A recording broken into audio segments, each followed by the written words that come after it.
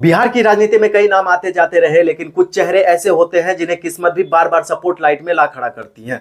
ये कहानी एक ऐसे युवा नेता की है जिसका नाम है चिराग पासवान। एक ऐसा चेहरा जिसने संघर्ष भी देखा, राजनीति के चाले भी समझी और फिर अपने दम पर सबसे बड़ा कमबैक भी किया। चलिए आज जानते हैं उस शख्स की पूरी कहानी जिसे पिता की विरासत मिली, पर उसे संभालना उतना ही मुश्किल था जितना परीक्षा में बैठना होता है।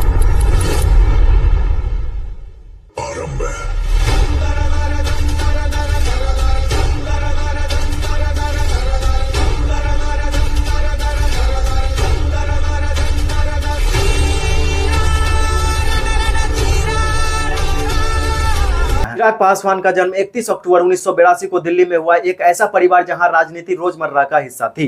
पिता रामविलास पासवान देश के सबसे बड़ा प्रभावशाली दलितों नेताओं में से एक थे।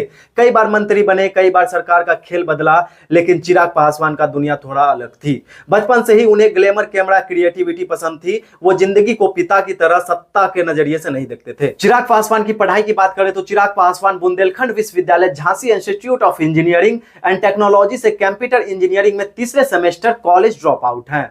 चिराग को कुछ और करना था, कुछ अलग करना था, और इसी चाहत ने उन्हें पहुंचा दिया बॉलीवुड। 2011 में चिराग ने अपनी पहली फिल्म मिले ना मिले हमसे बॉलीवुड में कदम रखा। सपना था बड़ा स्टार बनने का। फिल्म रिलीज हुई लेकिन कहानी नहीं चली, टिकट नहीं बिकी, फिल्म फ्लॉप हो गई। कई लोग बोलने लगे ये नेता का बेटा है, हीरो बनने आया था, अब वापस राजनीति में जाएगा, और शायद यही असलियत थी, क्योंकि असल कॉलिंग उन्हें कहीं और से बुला रही थी। फिल्म नहीं चली, लेकिन चिराग पासवान का असल मंच तो यही था, राजनीति। 2014 आते आते चिराग ने जमकर तैयारी की। पिता के साथ बिहार के राजनीति जमीन को समझा, लोगों के बीच गए, गांव गांव घूमे और फिर जमुई से लोकसभा चुनाव लड़ा। कई लोग बोले कि नया लड़का है, कैसे जीतेगा, लेकिन जिस दिन मतगणना हुई वो बॉलीवुड वाला लड़का अब जमुई का एमपी बन चुका था।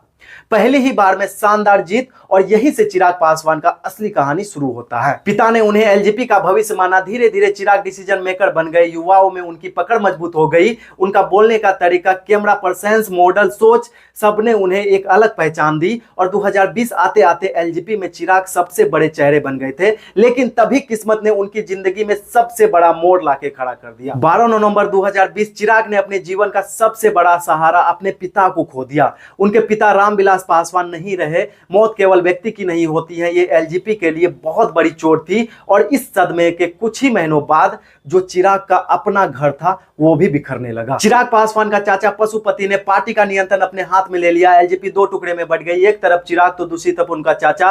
कई दोस्त, कई नेता चिराग को छोड़ते चले गए। लोग बोलने लगे कि अब चिराग पासवान का करियर खत्म हो जाएगा, लेकिन चिराग ने हार नहीं मानी। उन्होंने कहा, मेरे पिता जो विरासत छोड़ के गए हैं